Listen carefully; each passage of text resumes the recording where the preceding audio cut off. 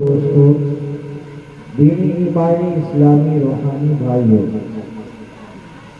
اپنے اپنے گھروں پر خود کی ہوئی مائیں اور بہنیں، آج کا یہ پروگرام، آج کی یہ محفل، آج کی یہ مجلس مرحوم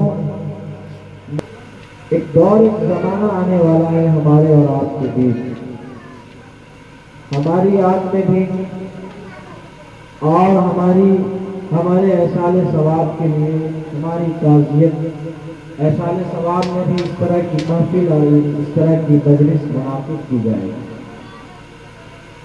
ابھی سے چند دن قبل مرحوم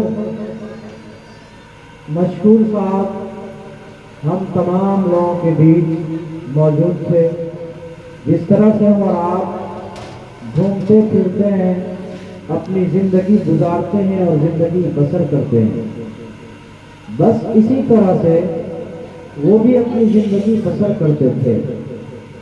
لیکن اللہ تبارک و تعالیٰ کا یہ فیصلہ ہوا، یہ اعلان ہوا کہ اب وقت نہیں ہے اور اتنی ہی دن کی زندگی ہے. رب العالمین نے انہیں اپنے پاس بلا لیا. دنیا کے اندر جو اللہ تعالیٰ نے ہمیں اور آپ کو بھیجا ہے، تو ہر کسی کو یہاں سے لوٹ کر اللہ کے پاس جانا ہے، اپنے کیے ہوئے اعمال کا حساب دینا ہے.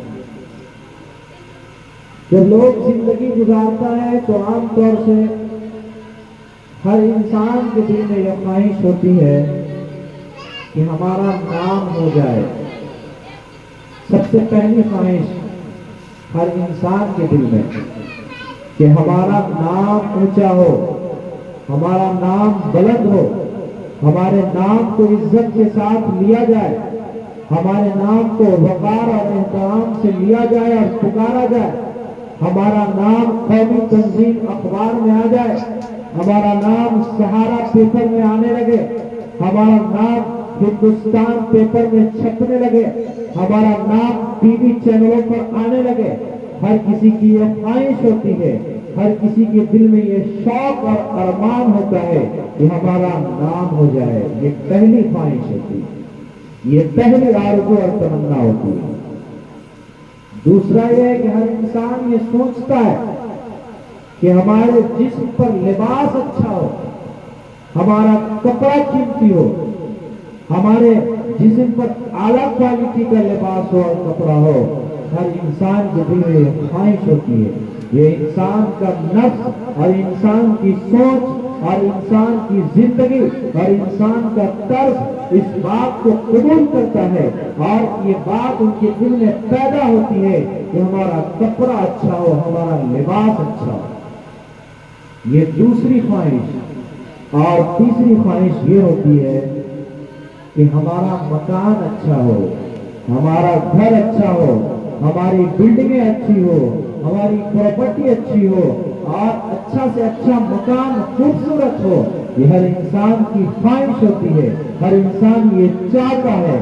لیکن دوستو بزرگوں، ذرا دوسری طرف پلٹ کر دیکھتے ہیں اور اپنے آپ کا محاسبہ کرتے ہیں، اپنے آپ سے سوال کرتے ہیں، اپنے نفس سے پوچھتے ہیں کہ اے نفس، جو تیری یہ خواہش ہے کہ میرا نام سب سے اونچا ہو، ذرا سوچ کر دیکھو، ذرا پیچھے پلٹ کر دیکھو، ذرا اپنے آپ کا محاسبہ کر کے دیکھو کہ جب تمہاری زندگی ختم ہوتی ہے، جب زندگی کے تار ٹوٹ جاتے ہیں، جب تم اپنے آپ کو اس دنیا کو الوداع کہہ دیتے ہیں، اپنے بھائی سے، اپنے چہیتے سے، اپنے لاڈلے سے جب رخصت ہوتا ہے انسان، تو جب اس کی زندگی ختم ہوتی ہے، سب سے پہلے جو اس سے چھین لیا جاتا ہے وہ اس کا نام چھین لیا جاتا ہے.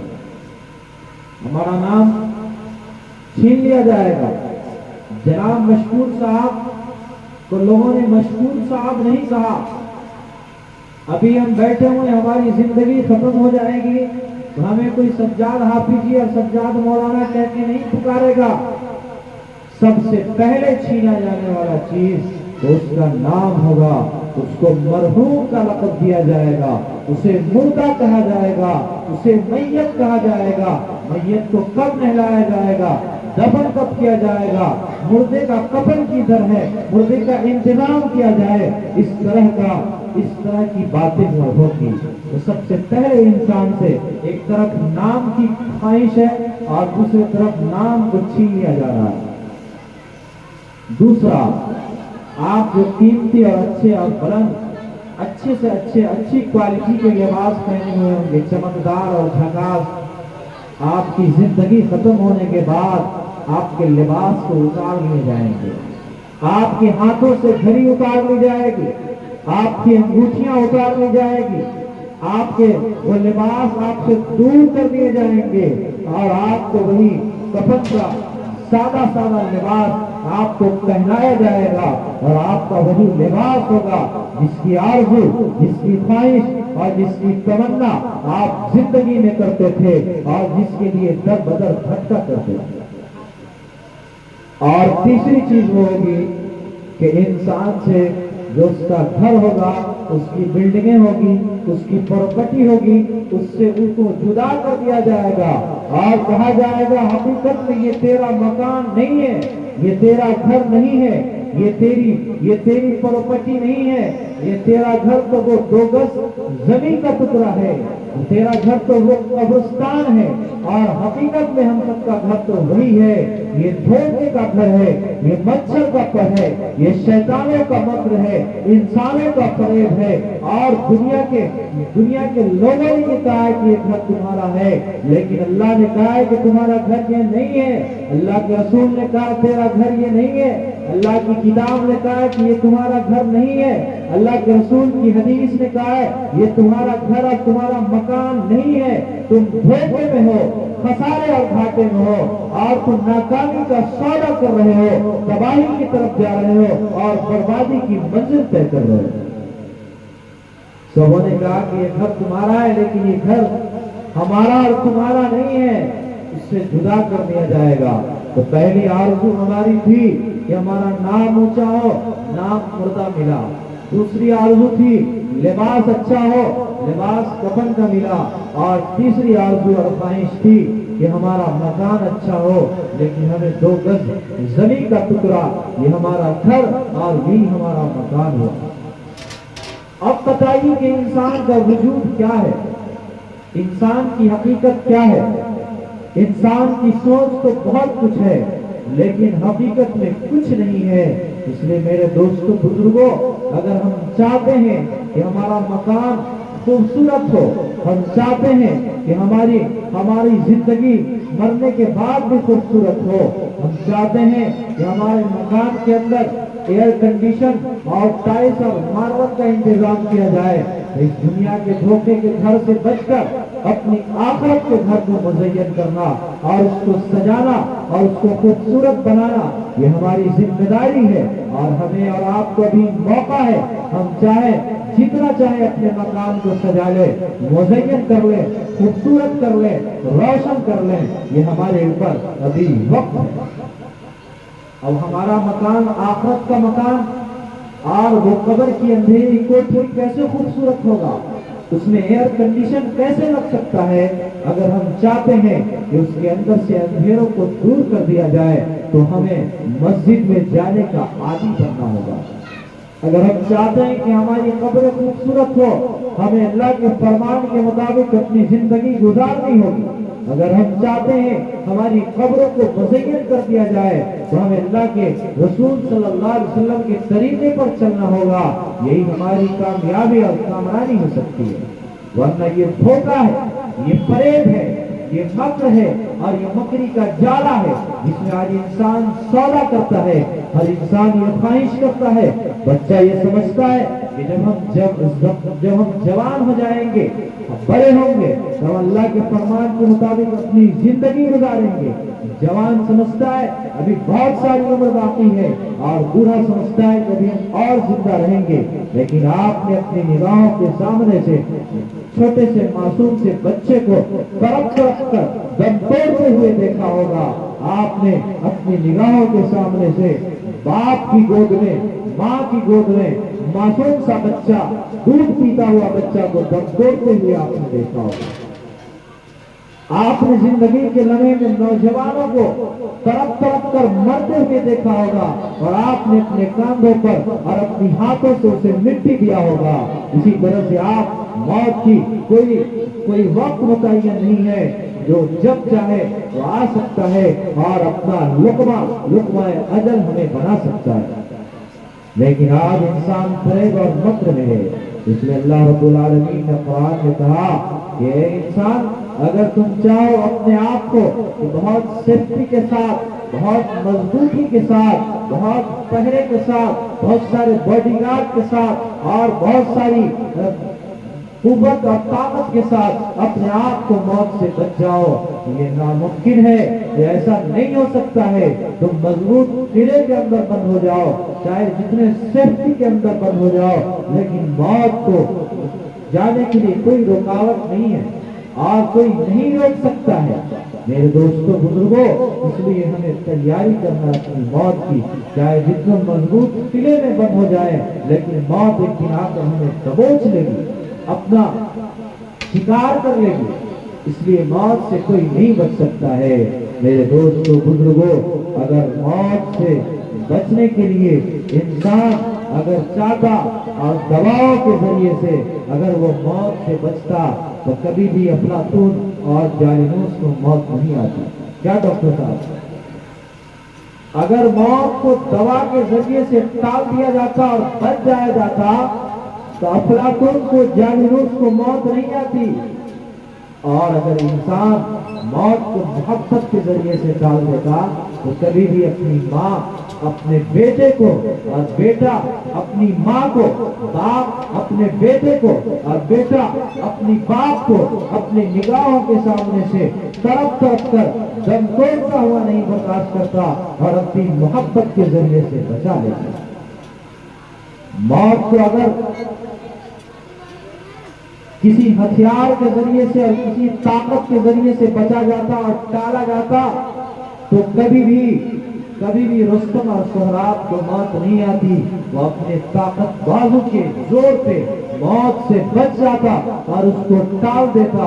लेकिन मेरे दोस्तों बुजुर्गों, मौत को अगर वफा के जरिए से टाल दिया जाता, तो कोई भी बीवी अपने शौहर को और शौहर अपने बीवी को अपनी निगाहों के सामने से तड़प तड़प कर दम तोड़ता हुआ बर्दाश्त नहीं करती और अपनी वफा के जरिए से मौत को टाल देती। पता चला इससे बचने का कोई इलाज नहीं है, इससे बचने का कोई मशीन और कोई दवा और कोई ऐसी टेक्निकल और कोई ऐसी चीजें इजाद दुनिया में नहीं की गई है जो मौत से बच जाए। दुनिया के अंदर जिंदगी गुजारने वाला इंसान कोई अल्लाह का इनकार करता है, कोई रसूलुल्लाह का इनकार करता है, कोई मौत के बाद मरने के बाद हिसाब किताब और सवाल जवाब का इनकार करता है, कोई किसी और चीज का इनकार करता है। लेकिन उन तमाम लोगों से अब एक सवाल पूछेंगे कि ऐ लोगों बताओ कि मरना है कि नहीं, सारे के सारे इंसान की जबान बंद हो जाएगी, तमाम ताकतवर अपना घुटना टेक देंगे और कहेंगे हाँ मरना तो है। पता चला मौत एक ऐसी चीज है जिससे दुनिया का कोई इंसान इनकार नहीं कर सकता। लेकिन अक्लमंद इंसान कौन है? आज दुनिया अक्लमंद किसे कहती है? उसे कहती है जिसके पास बहुत सारा माल हो, चाहे वो जैसा हो लेकिन पैसा हो। आज अक्लमंद उसे कहा जाता है कि जिसके पास बहुत सारी दौलत और जायदाद हो। आज अक्लमंद उसे कहा जाता है जिसके पास बहुत सारी गाड़ियां हो, और आज अक्लमंद उसे कहा जाता है जिसके पास बहुत सारी जायदाद और जमीन और जेवरात हो, जिसके पास सरो सामान हो। दुनिया उसे अक्लमंद कहती है, जमाना उसे अक्लमंद कहता है, मुआशरा उसे अक्लमंद कहता है। लेकिन आइए कुरान से पूछते हैं, रसूलुल्लाह की हदीस से पूछते हैं, रसूल पाक से पूछते हैं, अल्लाह के फरमान से पूछते हैं कि अल्लाह की किताब कुरान मजीद अक्लमंद कौन है? और रसूलुल्लाह सल्लल्लाहु अलैहि वसल्लम से पूछते हैं या रसूलुल्लाह आप बताइए कि अक्लमंद कौन है? तो अल्लाह के रसूल जवाब देते हैं कि ऐ लोगों, अक्लमंद वो नहीं है जिसके पास दौलत है, اور دولت کے انبار ہیں. عقل مند وہ نہیں ہے جس کے پاس جائیداد ہے اور جن کے پاس گاڑی اور بنگلے اور کار ہیں. عقل مند بلکہ وہ انسان ہے جس کے پاس اللہ رب العالمین نے سجدے کی توفیق اسے دے رکھا ہو. عقل مند انسان وہ ہے جو اپنے وہ آخرت کے گھر اور اندھیری کوٹری کا انتظام وہ دنیا میں کر رہا ہو. عقل مند وہ ہے جو مرنے سے پہلے اس کی تیاری کر رہا ہو. عقل مند وہ ہے جو اللہ اور اس کے رسول کے فرمان کے مطابق اپنی زندگی گزار رہا ہو. عقل مند وہ ہے جو اللہ کے رسول کے بتائے ہوئے طریقے پر اور نقش قدم پر چل رہا ہو. عقل مند وہ انسان ہے جو اللہ کے فرمان کو اپنا رہا ہو اور اسے گلے سے لگا رہا ہو. عقل مند وہ نہیں ہے. اور آپ بتائیے کہ معاشرہ جسے کامیاب اور عقل مند کہتا ہے وہ عقل مند ہے یا اللہ کا کلام اور اللہ کے رسول کی حدیث جسے عقل مند کہتی ہے وہ عقل مند ہے؟ کون؟ جسے اللہ کا کلام عقل مند کہہ دے، جسے اللہ کے رسول عقل مند کہہ دے، وہی عقل مند ہے. تو آئیے اللہ کے رسول نے عقل مند کسے کہا کہ موت سے پہلے جو اس کی تیاری کرنے والا ہے وہ عقل مند انسان ہے.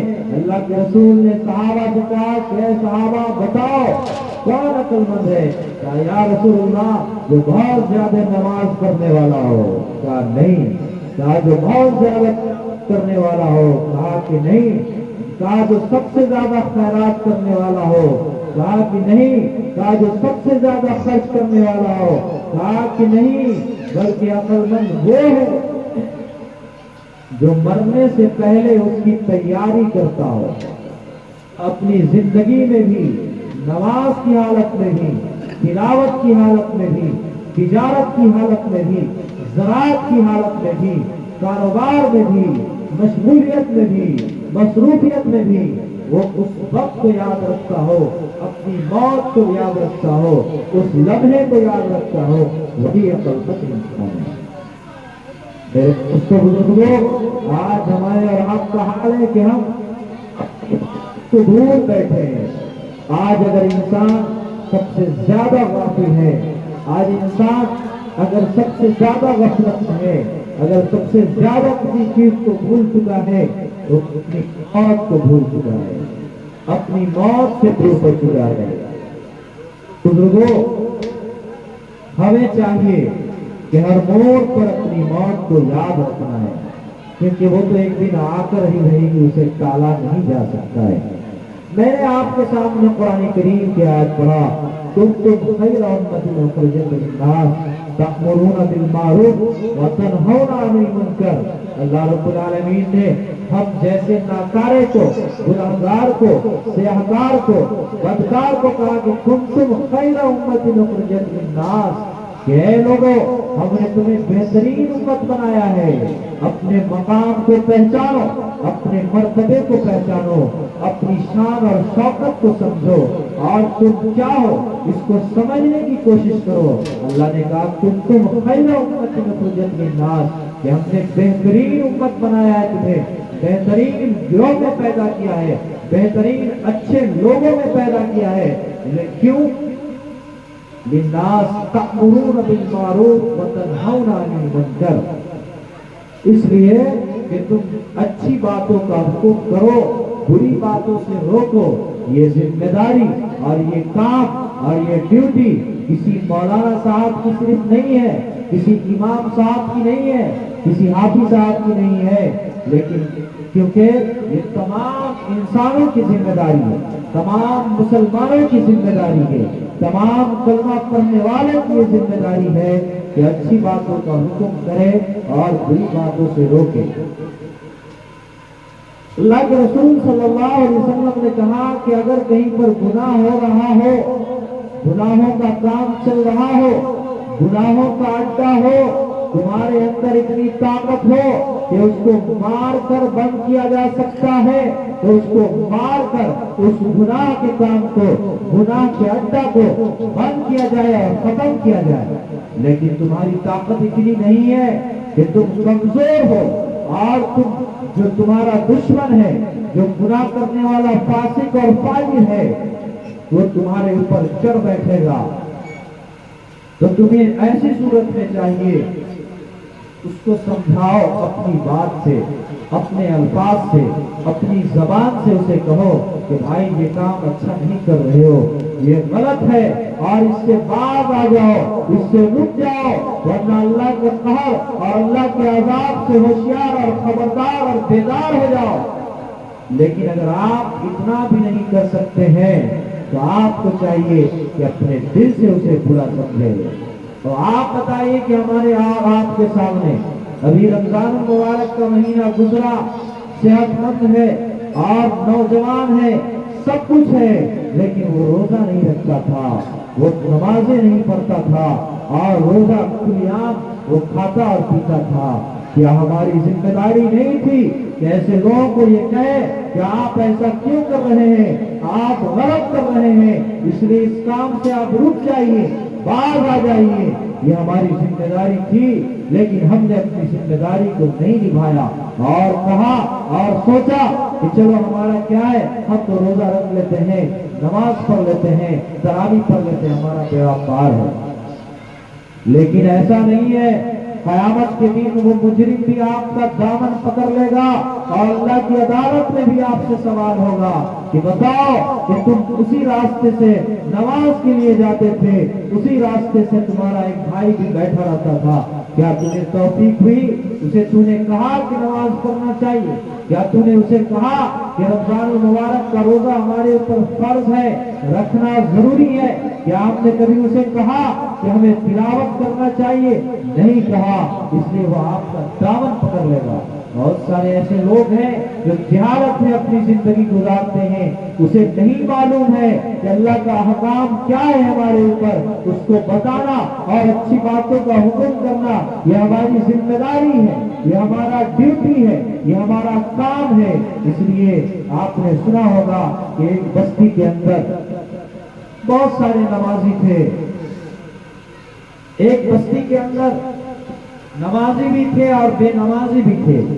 اللہ کو بڑا غصہ آتا ہے، جلال آتا ہے، اللہ تبارک تعالیٰ یہ فیصلہ کرتے ہیں کہ اس بستی کے لوگوں کو پلٹ دو، اس زمین کو پلٹ کر اس کو نیست و نابود کر دو، ان کا نام و نشان مٹا دو۔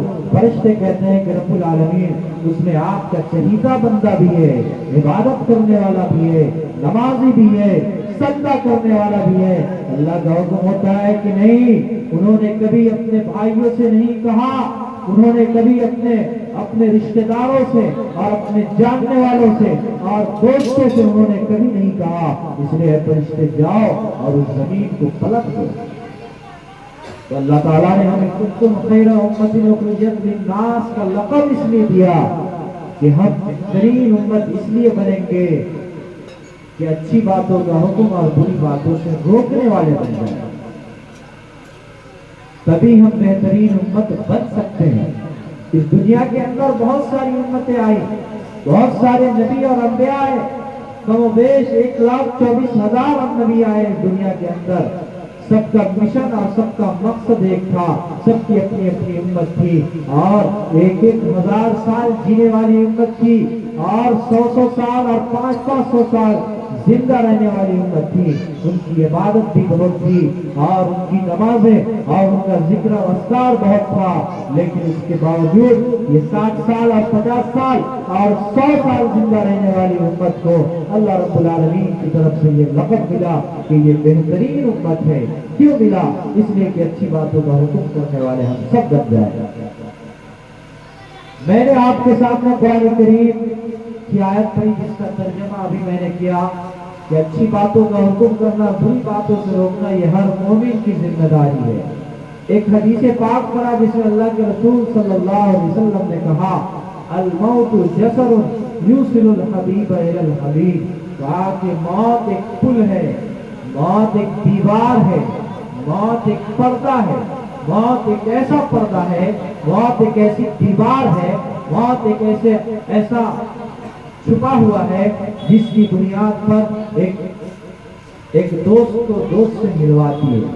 موت ایک دیوار ہے، جو دیوار ہٹنے کے بعد موت ایک محبوب کو محبوب سے ملاتی ہے، ایک دوست کو دوست سے ملاتی ہے، ایک چاہنے والوں کو چاہنے والے سے ملاتی ہے۔ تو ہماری موت ایسی کب بنے گی؟ جب ہماری زندگی خوبصورت ہوگی، جب ہمارا عمل خوبصورت ہوگا، جب ہماری نیکیاں خوبصورت ہوگی۔ اس لیے ہم اپنی زندگی کو سنوارنے کی، بنانے کی کوشش کریں اور چھوڑ دیں رسم و رواج کی زنجیر کو جو ہمارے معاشرے میں پھیلا ہوا ہے، اور ایسا پھیلا ہوا ہے، ٹوٹ ٹوٹ کر بھرا ہوا ہے، جو نکلنے کا نام نہیں لیتا۔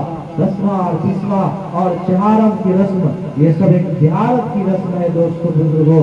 یہ عام طریقہ ہے، یہ دستور ہے کہ آپ کو جب آپ کسی جرم میں پکڑا جائیں گے تو آپ پولیس آپ پر فوراً کارروائی کرے گی اور پوچھ تاچھ کرے گی، ڈنڈا لگے گا اور سزا ہوگی اور پوچھ تاچھ کیا جائے گا۔ لیکن ہم اور آپ کیا کرتے ہیں کہ 4 دن کے بعد قرآن خوانی کا پروگرام کرتے ہیں۔ اس کا حدیث اور قرآن سے کوئی ثبوت نہیں ملتا ہے۔ آپ احسان ثواب کیجئے، ضرور کیجئے، لیکن بلا وقت متعین جب آپ کو مرضی ہو کیجئے۔ اور یہ ہماری ماں بہنیں اس بات کو بھول جائیے اور چھوڑ دیجئے کہ روح نکالنے کی رسم کرسمہ میں ہوگی یا بسمہ میں۔ جب کسی کا انتقال ہوتا ہے تو اس کی روح اسی وقت چلی جاتی ہے، اور اللہ تعالیٰ نے روح کو رکھنے کی اور روح کو رہنے کی 2 جگہ بنائی ہے، ایک علیین ہے، یاد رکھیے، اور دوسرا سجین ہے۔ اب انسان بھی 2 طرح کے ہیں، ایک نیک آدمی ہے، ایک گناہگار ہے، ایک اللہ کا دوست ہے، اللہ کا فرما بردار ہے، اور دوسرا اللہ کا نافرمان ہے۔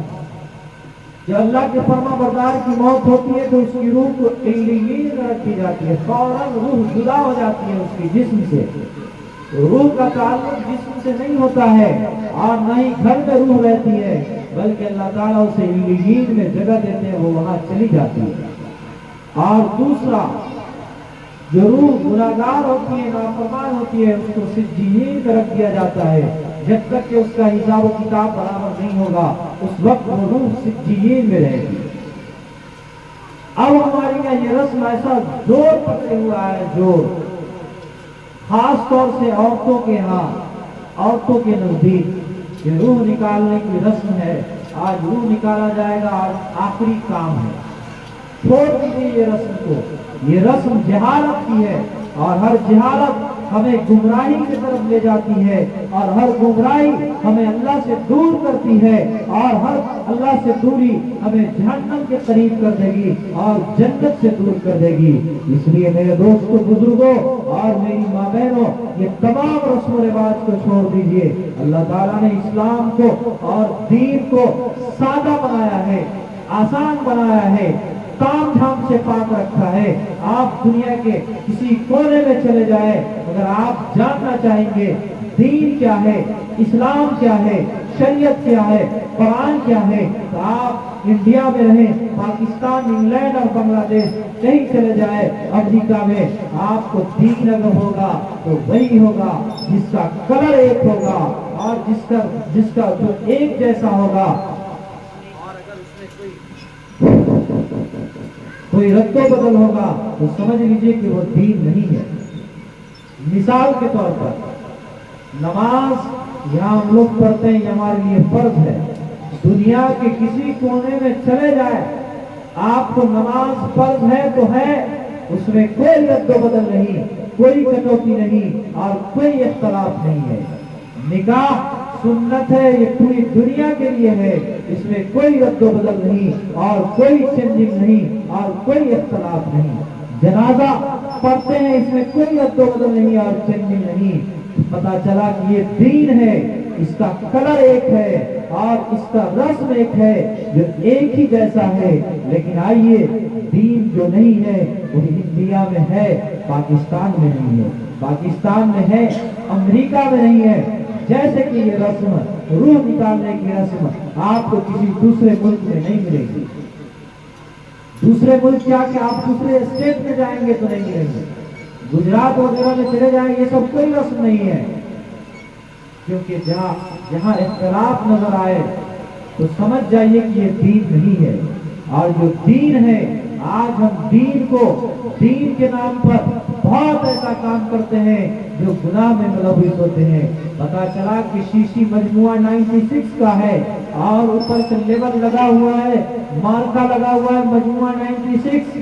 آج جب اس کو کھولتے ہیں اور اس کے اندر جاتے ہیں، اس کی تہ تک پہنچتے ہیں، تو پتا چلا کہ یہ مجموعہ 96 نہیں ہے، بلکہ یہ تو اس میں کوئی غلاظت بھرا ہوا ہے، کوئی گندگی بھرا ہوا ہے، کوئی بدبودار چیز ہے۔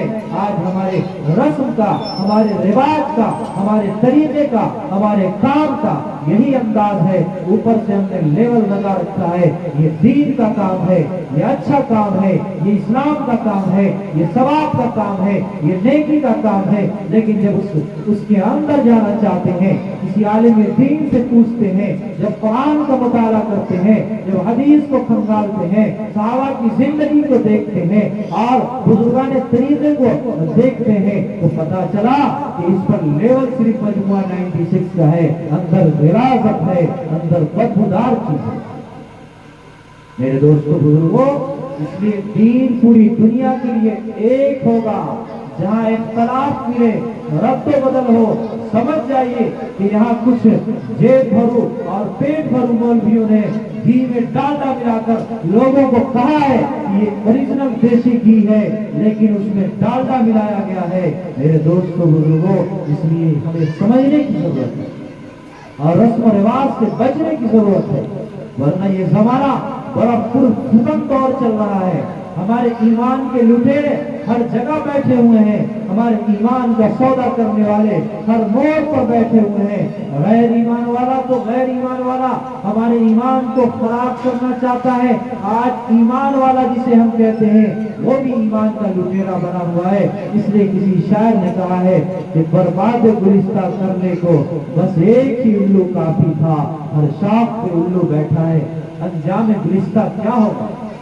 آج بھولے بھالے انسان کو، سیدھے سادے انسان کی ایمان کو لوٹا جا رہا ہے، پاکٹ ماری کی جا رہی ہے، لیکن ہم سمجھ نہیں پا رہے ہیں۔ اس لیے ہمیں سمجھنے کی ضرورت ہے، اپنی زندگی کو تبدیل کرنا اور اپنی زندگی کو بنانا، یہی ہماری کامیابی اور کامرانی ہے، اور موت سے پہلے اس کی تیاری کرنا یہ ہمارے اوپر ضروری اور لازم ہے، ورنہ یہ دھوکے کا رشتہ اور یہ دھوکے کا گھر اور دھوکے کی زندگی یہ کوئی کام نہیں آ سکتا ہے، بلکہ کام آنے والی چیز صرف ہمارا عمل اور ہماری نیکیاں ہوں گی۔ اللہ پاک سے ہم سب دعا کریں کہ رب العالمین ہمیں بھی اور آپ کو بھی عمل کی توفیق عطا فرمائے، آمین۔ وآخر دعوانا الحمدللہ رب العالمین، استغفر اللہ ربی من کل ذنب واتوب الیہ۔